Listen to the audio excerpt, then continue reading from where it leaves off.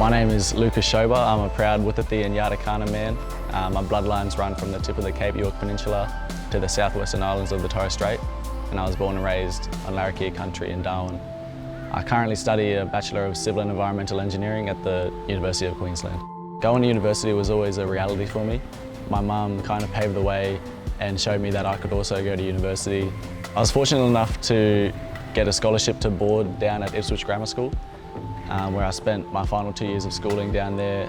And during my time there, I was able to come along to a couple of tertiary experience days where I came to UQ and discovered that this was a place that I really wanted to learn and to study. I always wanted to be able to incorporate Indigenous knowledges into infrastructural and civil works, because it kind of ultimately determines how our society works, and I believe that using Indigenous knowledges is very important in that space.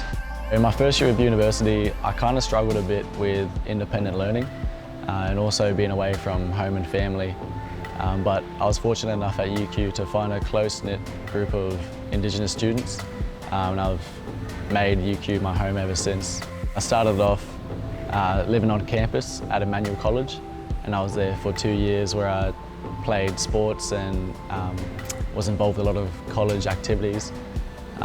Then after moving out of college and going into independent living, I became a lot closer with the Indigenous unit, where I became a lot more involved there, doing traditional dancing, designing the current Guru Empire logo, and eventually becoming the Guru Empire officer for 2019. So it's been a long journey for me, but I'm very proud of what I've achieved.